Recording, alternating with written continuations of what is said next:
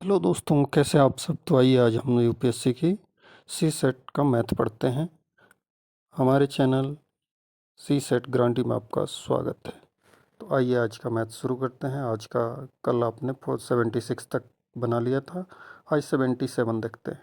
What is the remainder when 85 into 87 into 89 into 91 into 95 into 96 is divided by 100। अगर ये 85, 87, 89, 91, 95, 96 के multiply को 100 से डिवाइड किया जाए तो रिमाइंडर क्या बचेगा। तो इसमें हम इसको बड़े ही शॉर्ट तरीके से सॉल्व कर 2023 में नंबर सिस्टम से टोटल 23 क्वेश्चंस आए हैं। तो इसलिए मैं बार बार आप लोगों को बताता हूँ, सिर्फ नंबर सिस्टम पढ़ लो तो आपका सी सेट का मैथ पूरा हो जाए। अब आज देखते हैं, कल तक पढ़े थे हमने, कहाँ तक, 76 तक ना। आज 77 पढ़ेंगे। और 77 नंबर क्वेश्चन क्या है, ये 2023 में सी सेट में आया था। What is remainder when 85 into 87 into 89 into 91 into 95 into 96 divided by 100। अगर इनके जो 85, 87 है, इनको गुणा करने के बाद 100 से डिवाइड किया जाए तो रिमाइंडर क्या बचेगा। अब इसके रिमाइंडर निकालने के लिए क्या होता है, देखो, अगर लास्ट में डबल जीरो हो किसी भी नंबर का, यहाँ कुछ भी लिखा हो और लास्ट में ये डबल जीरो हो तो रिमाइंडर जीरो बचेगा जब ये 100 से डिवाइड करेंगे, क्योंकि 100 के नीचे भी अगर यहाँ 100 है तो इसको डबल जीरो से हम कटा सकते हैं। अब इसमें दूसरा ये है कि इसके यूनिट डिजिट पर देखो क्या क्या है। 5 है, 7 है, 9 है, 91 है, 5 है और 6 है। तो 5 जिसमें हो, यहाँ भी 5 है, यहाँ भी 5 है। 5 जिसमें हो और कोई भी एक डिजिट इवन नंबर हो, क्या हो, एक डिजिट इवन नंबर हो, तो उसके लास्ट नंबर जीरो आते हैं। 5 को किसी भी इवन नंबर से मल्टीप्लाई कर लो, क्योंकि अगर 5 को 7 से करें 35, फिर भी लास्ट यूनिट डिजिट क्या बचेगा, 5। ऐसे ही उसको अगर 5 को 9 से मल्टीप्लाई करें तो 45 बचेगा। तो 35, ये भी यूनिट डिजिट 5 था, इसको 9 से मल्टीप्लाई किया तो 45, 5 9 जा 45, फिर भी यूनिट डिजिट क्या हुआ, 5 हुआ। तो 5 को जब ऑड नंबर से हम मल्टीप्लाई करते हैं तो क्या आता है, 5 आता है। अगर इवन नंबर से मल्टीप्लाई करें तो 0 आता है। ठीक, 5 6 जा अगर करें तो 30 आएगा। तो ये यूनिट डिजिट पर क्या आ गया, 0। तो इस तरह से हमारा क्या हो रहा है, ये 5 इसमें 2 टाइम है और बाकी ऑड नंबर हैं और एक 6 है, तो 6 भी है और 5 भी है, तो इसके यूनिट डिजिट पर क्या आएगा, 0। अब एक 0 तो आ गया, यहाँ पर कुछ भी आया हो, बाकी क्या करना है, इसको 100 से डिवाइड करना है। तो 100 से जब डिवाइड करेंगे तो ये 0 और ये 0 तो ख़त्म हो जाएगा। तो ये बोल रहा है कि इसका अब ऑप्शन देखो, ऑप्शन में क्या है, 0 है, 1 है, 2 है और 4 है। जबकि ये 0 और 0 को माइनस करें तो 0 आना चाहिए था। तो मतलब क्या है कि 1 2 और 4 तो आ ही नहीं सकता है। क्या आ सकता है, 0 आ सकता है। अगर यहाँ पर कोई भी ऑप्शन आया हो आपका और ये लास्ट में 0 आया हो, तो हम जब 100 से इसको डिवाइड करेंगे तो किसी टाइम पर हमारे पास ये नीचे 100 के रूप में आएगा, 100 200 300 400 या 1000 ऐसे आएगा, मतलब लास्ट में 0 होगा। अब यहाँ भी 0 है, यहाँ भी 0 है, तो हमारे यूनिट डिजिट पर इस 0 को इस 0 से माइनस करेंगे तो 0 आना चाहिए था।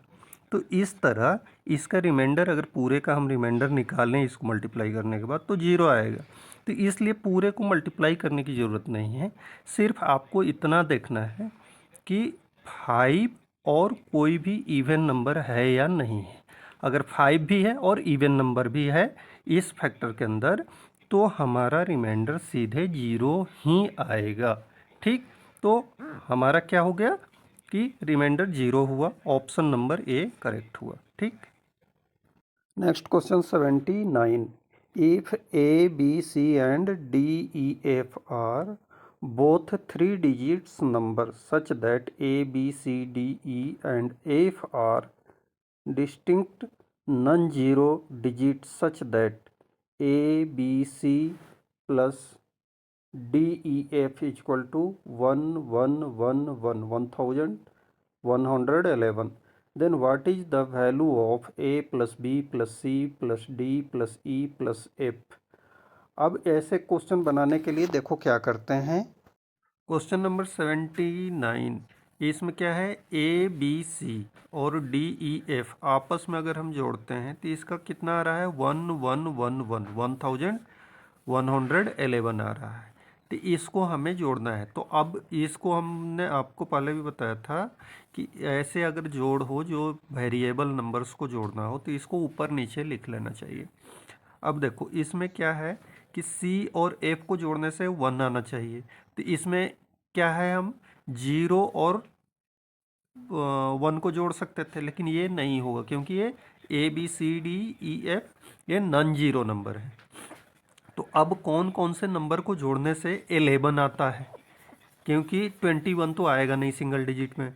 तो 11 लाने के लिए क्या क्या हो सकता है, 2 + 9 हो सकता है, 3 + 8 हो सकता है, 4 + 7 हो सकता है, 5 + 6 हो सकता है। और कोई है जिसमें 11 आता हो? नहीं है। तो जो आपको पसंद है वो यहाँ पर पुट कर दो। अब हमने पुट कर दिया 2 और 9, तो 11 हो गया। 2 और 9 11 का 1 और 1 कैरी हो गया। अब 1 कैरी हो गया, जब यहाँ लिखते हैं 1 को, 1 जब कैरी हो गया तो क्या करना है कि अब B और E को जोड़ के हमें 10 लाना है। तब तो एक कैरी जोड़ेंगे तो 11 आएगा। तो क्या क्या चीज़ का 10 होता है, 1 + 9 हो सकता है 10, 2 + 8 हो सकता है, 3 + 7 हो सकता है, 4 + 6 हो सकता है और 5 + 5 हो सकता है। तो इसमें 9 ऑलरेडी आ रखा है F के बराबर, तो इसको हम काट देंगे। 2 आ रखा है तो इसको भी काट देंगे। 3 और 7 नहीं आया है और ये 5 5 डबल है तो इसको भी काट देंगे। अब हमारे पास ऑप्शन बचा दो में से कोई एक। तो इसमें क्या है, हम किसी एक को यहाँ पुट कर देंगे। तो अगर हम यहाँ पर 3 रखते हैं, ये इसको 3 रख लेते हैं, तो इसको 7 रखना पड़ेगा। 3 और 7 कितना हो गया, 10 और एक कैरी 11। ठीक, अब ऐसे ही ए और डी को भी जोड़ के 10 आना चाहिए, तभी तो एक कैरी को जोड़ेंगे तो 11 होगा। तो अब इसमें से हमने एक ऑप्शन पुट कर दिया 3 और 7 को, तो ये भी काट दिया। अब हमारे पास ऑप्शन क्या बचा, 4 + 6 बचा। तो इसको हमें मजबूरी रखना ही पड़ेगा, 4 और 6। तो ये 10 हो गया और एक कैरी 11 हो गया। ठीक, अब सबके वैल्यू हमारे पास आ गए हैं। ए बराबर क्या आया है, 4, बी बराबर 3, सी बराबर 2, डी बराबर 6, ई बराबर 7 और एफ बराबर 9। इन सब को आपस में जोड़ लो, क्योंकि यही तो फाइंड करना है, ए + बी + सी + डी + ई + एफ, यही फाइंड करना है। तो इनको आपस में हम जोड़ लेते हैं। 4 और 3 2, 9 और 6 15 और 7 57 22 और 9, ये जोड़ने से 31 आ गया हमारे पास। तो ऑप्शन जो 31 डी है वो ऑप्शन करेक्ट है। ठीक, हमारा अगला क्वेश्चन है, if P Q R and S are the distinct single digit positive numbers, then what is the greatest value of P + Q plus into R plus S. P + Q into R plus S की value हमें find करनी है। तो सबसे बड़े number क्या होते हैं, हमारे सिंगल डिजिट के सबसे बड़ा नंबर 9 है, फिर उसके बाद क्या है, 8 है, 7 है और 6 है। तो इन चारों नंबरों को लेकर बारी बारी से हम मल्टीप्लाई करके देखते हैं कि कौन सा नंबर करेक्ट बैठ रहा है। आओ सॉल्व करते हैं। देखो नेक्स्ट क्वेश्चन है कि P क्या है, 80 number question, P Q R और S are distinct single digit positive number, then what is the greatest value of P plus Q? क्या है? P plus Q into R plus S का सबसे बड़ा वैल्यू क्या आ सकता है? तो इसको हम सॉल्व करने के लिए क्या है कि हमारे पास सिंगल डिजिट के सबसे बड़े नंबर क्या है? 9 है, 9, 8, 7 और 6 है। यही तो हमारे पास सिंगल डिजिट के सबसे बड़े नंबर 4 नंबर हैं। अब इसको आपस में जोड़ के गुणा करना है। तो हमने क्या किया, एक बार रखा 7 प्लस 6, 7 और 6 प्लस 8 प्लस 9, तो इसको कितना आ गया 13 इंटू 17, और दोनों को मल्टीप्लाई किया तो कितना आ गया 221। चलो ठीक है, एक बार आ गया। दूसरा देख लेते हैं, 6 प्लस 8 किया, 8 को इधर ला दिया तो 6 प्लस 8 और 9 प्लस 7 कर दिया, तो ये कितना हो गया 14 और 15, ये 14 और ये 15, 15 नहीं ये 16, ठीक। तो 14 और 16 कितना हो गया,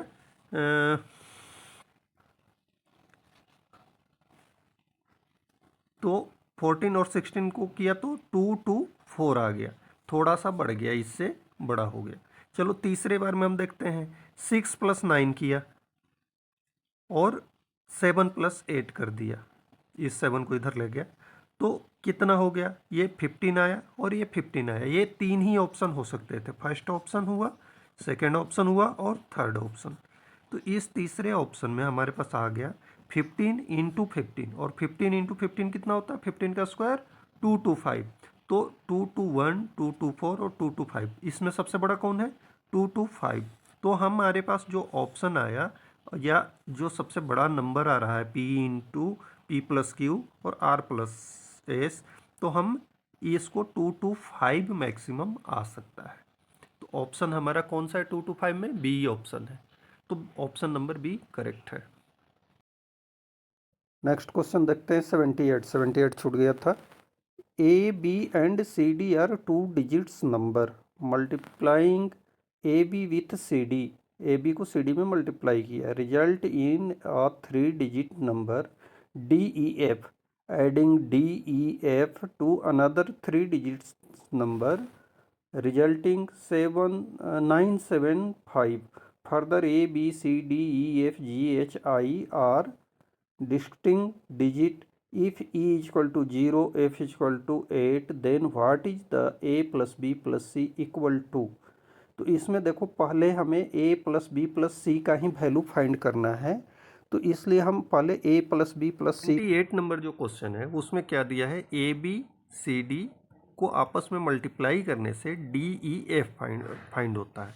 यहाँ e बराबर 0 और f बराबर 8 दिया हुआ है, तो पहले हम 0 और 8 ही लाने का प्रयास करते हैं। तो क्या हो सकता है,